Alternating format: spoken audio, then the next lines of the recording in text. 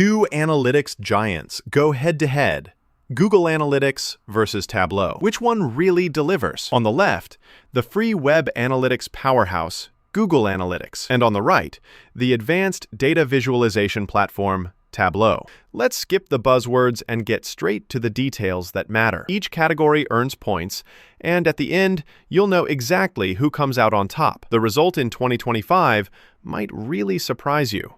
Now, before we start comparing, here's the mind map I put together. We're judging these tools on pricing, data visualization chops, how well they play with other data sources, real-time analytics, advanced analytics, those next-level features, how easy it is to work as a team on them, and of course, the learning curve. So, you ready? Let's get into it. So first up, pricing. Google Analytics is honestly a freebie for most folks. You get a ton for absolutely $0 with the standard version. Pretty wild, right?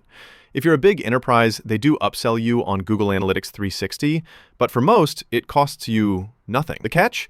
Some advanced stuff hides behind that paid tier, but casual users won't really miss it. Now, Tableau, this is where things get interesting. They say they've got flexible licensing, and sure, there's a free public version, but honestly, full features take you straight into some serious expense territory. If you're a small business, that price tag could sting. Plenty of options, but nothing matches GA's free out of the box. So for pricing, Google Analytics totally takes the win. Let's talk data visualization.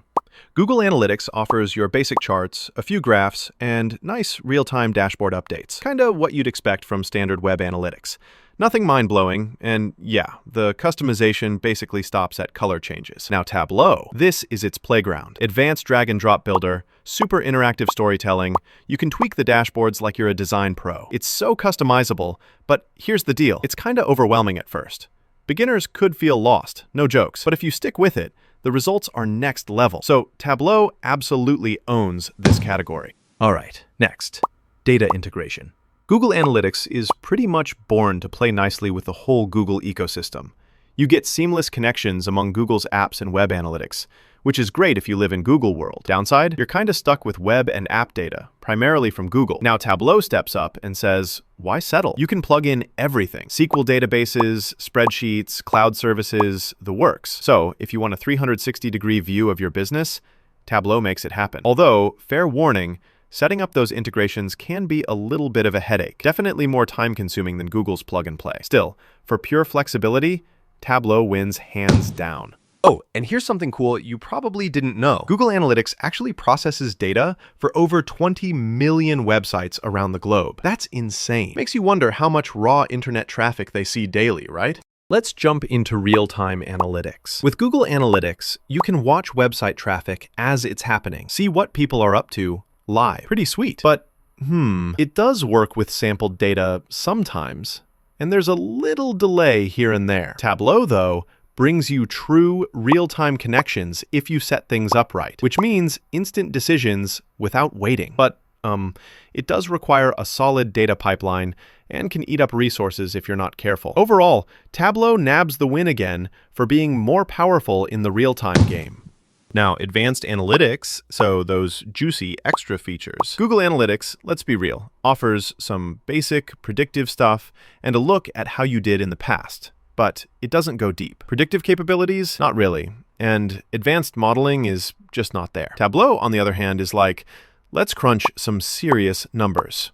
You get built-in forecasting, you can code in R and Python, and predictive analysis is baked in. But be warned, you'll need some technical skills to unlock the magic. Not for the faint of heart, but if you want the power, Tableau's the tool. So, winner is Tableau.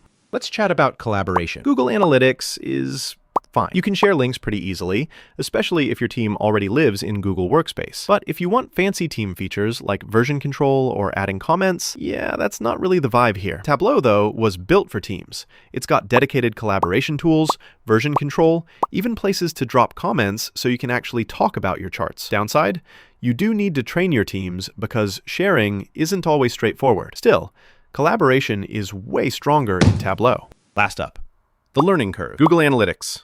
Surprisingly intuitive if you've touched any other Google app.